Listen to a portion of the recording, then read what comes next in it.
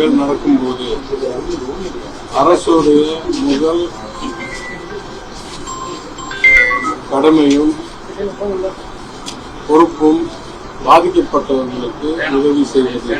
அதை ஏற்கனவே இன்று காலையில் இருந்து அவங்களுக்கு இங்கே தற்காலிகமாக தந்த இடம் ஏற்பாடு செய்து உணவு, மருத்துவ உதவி இதுவரைக்கும் வழங்கப்பட்டு இனிமேல் ஒரு முழு தகவல் தீட்டல் சர்வே மாதிரி எடுத்து யாரெல்லாம் எங்கே இருந்தா என்னென்ன பொருள் இருந்துச்சு, எதெல்லாம் எரியாம இன்னும் எடுத்துட்டு வரக்கூடியது, எதெல்லாம் நெருங்கிருக்கு ரீப்ளேஸ் பண்ணும் அப்படின்றதெல்லாம் ஒரு காம்ப்ரிஹென்சிவ் லிஸ்ட் எடுத்துட்டு கலெக்டர் தலைமையிலையும் இங்கே கார்பரேஷன் கமிஷனர் வச்சும் இவங்களுக்கெல்லாம் முதல் உதவி செய்வது அரசாங்கத்துடைய கடமை. அது நடக்கும். அதுக்கும் மேல் ஒரு சில நாட்களுக்கு இவங்களுக்கெல்லாம் தங்குறதுக்கு ஒரு ஆல்டர்னேட் லைசன்ஸ்ட் ஹாஸ்டல்ல one person has come forward. அவங்க உதவியை எடுத்து இப்போதைக்கு அவங்க செயல்படுத்தப்பட்டு அது இல்லாமல் இவங்கெல்லாம் கட்டின ஃபீஸு டெபாசிட்லாம் திருப்பி வாங்குவதற்கு தகவல் அடிப்படையில் முயற்சி எடுத்து எதெல்லாம் உடனடியாக செய்ய முடியுமோ செஞ்சுவோம். இல்லை என்றால் நானே முன் வந்து என்ன உதவி செய்யணும் செய்ய. இது முதல் கடமை. இரண்டாவது, இத்தகைய நிகழ்வுகள் எப்படி நடந்தது, என்னென்ன விதிமீறல் இருந்துச்சு, அதில் எதை திருத்திருக்க முடியும் என்னன்றது கண்டு ஆராய்ந்து அதற்கு முழு ஆய்வு செய்து அதற்கு ஏற்ப நடவடிக்கை போலீஸ்லையும் கலெக்டர் லெவலையும் கமிஷனர் லெவலையும் எடுக்கப்படுவது. மூன்றாவது, இந்த வருத்தத்தக்க நடக்கக்கூடாத ஒரு நிகழ்வில் என்ன அடிப்படை விளைவுகள் இல்லை விதிமுறையில் திருத்தக்கூடிய இல்லை செயல்பாட்டில் திருத்தக்கூடிய ஒரு எரர்ஸ் என்று கண்டறிந்து இனிமேல் இந்த மாதிரி நடக்கிறதை வாய்ப்பு குறைக்கிறதுக்கு ப்ரொசீஜர்லா விதிமுறைகளை இம்ப்ரூவ் செய்யணும், மாற்றணும். அதுவும் அரசாங்கம் நடவடிக்கை எடுக்கும். நிறைய தகவல் வருது, கார்பரேஷன்ல தகவல் வருது. ஏற்கனவே அங்க டிஸ்பியூட் இருந்த மாதிரி அந்த லெஸ்ஸிக்கும் பில்டிங் ஓனருக்கும் அதனால ஒருத்தர் ஒரு சைட் சொல்றாங்க. நிறைய தகவல் வருது. முழு தகவல் இல்லாம நான் எதுவும் பதில் சொல்றது சரி வராது.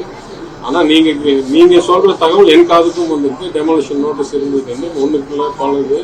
அதுக்கு இல்லாம ஏதோ முன்சிபல் கோர்ட்ல இருந்த மாதிரியே தகவல் வருது. அறகுறை தகவல் வச்சுட்டு பேசுறது பொருந்தாது. எல்லா தகவலையும் தீட்டிட்டு என்ன நடவடிக்கை ஹாஸ்டல் இயங்குறதுக்கு எப்படி சார் சோசியல் வெல்ஃபேர் அப்ரூவ் பண்ணாங்க? அவங்களுக்கு அவங்க கவனத்துக்கு வரலையா? சோசியல் வெல்ஃபேர் அப்ரூவல் இல்லைன்னு தெளிவா தெரியும். அது ஏன் கவனிக்காம? அதெல்லாம் ரொம்ப ஆழ்ந்த கேள்வி சார். இறந்தவர்களுக்கு முதலமைச்சர் சார்பாக நிதி எதுவும் வழங்கப்படுகிறதா சார்? முதலமைச்சர் ஆபீஸ்ல இருந்து நடவடிக்கை எடுப்பாங்க சார். மாநகராட்சியில இது போல பல்வேறு தொடர்ந்து விபத்துகள் ஏற்பட்டுட்டே தானே சார் இருக்கு. நம்ம ஒவ்வொரு டைம் ஆறுதல் சொல்றோம், நிதி கொடுக்குறோம், ஆனா நிரந்தர தீர்வு என்பதை ஏற்படுத்தவே முடியலையே சார் நம்மளால. அது ரொம்ப தவறான கருத்து. மாநகராட்சியில இத்தகைய விபத்துகள் தான் நானும் எம்எல்ஏ 8 வருஷமா இருந்திருக்கேன். எனக்கு தெரிஞ்சு இந்த மாதிரி ஒரு விமென்ஸ் ஹாஸ்டல்ல ஃபயர் வந்ததில்லை. அதனால இத்தகைய பிரச்சனை எல்லாம் தொடர்ந்து நடந்திருக்குங்கிறது தவறு. நான் எந்த ஆட்சியிலையும் சொல்றேன், எங்க ஆட்சியிலும் சொல்ல அந்த ஆட்சி நிறைய அரசு திட்டங்களில் விதிமீறல்கள் நடக்குது. அது எல்லா ஆட்சியிலும் நடந்தது. அதை குறைக்கிறதுக்கு முயற்சி எடுத்துட்டு இருக்கோம்.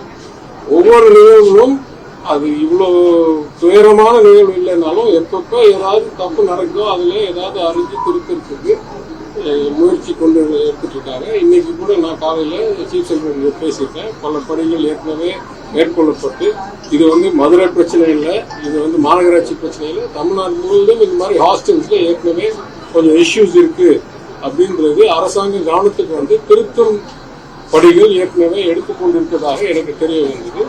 அதில் இது அதாவது சில சமயம் விபத்து வர்றதுக்கு முன்னால திருத்த முடியுது, சில சமயம் விபத்து வந்து நான் உதாரணம் சொல்றேன். மேலவாசல்ல நான் மெனக்கெட்டு சட்டமன்றத்தில் பேசினேன். இத்தனை வாயரை எல்லா தனித்தனியாக பிளாட்டுக்கு இழுத்துட்டு போனீங்கன்னா ஏதாவது ஸ்பார்க் ஆகி தீ விபத்து ஆகிறதுக்கு வாய்ப்பு இருக்குன்னு சொல்லி அன்றைக்கு இருந்த அமைச்சர் தங்கமணி அவர்கள் ஒரு டீமை போட்டு அதை பார்த்து திருத்தணும். ஆனால் திருத்ததுக்கு 35 லட்சம் ரூபா எங்கள்கிட்ட இல்லை. நான் சொன்னேன் எம்எல்ஏ நிதியில் கொடுக்குறேன்னு இல்லை, அதுக்கு விதிமுறையில் இந்த பேச்சு நடந்து கொண்டு இருக்கும் போது என்னாச்சு, ஸ்பார்க் ஆகி தீ விபத்து வந்துச்சு. அதனால சில சமயம் திருத்தறதுக்கு முன்னால் விபத்து நடந்தது, அது வருத்தத்தக்கது. ஆனா திருத்தறதுக்கான முயற்சி எடுத்துக்கணும்னு சொல்றேன். அது நான் ஏரியா கிளாஸ்லயே சொல்றேன்.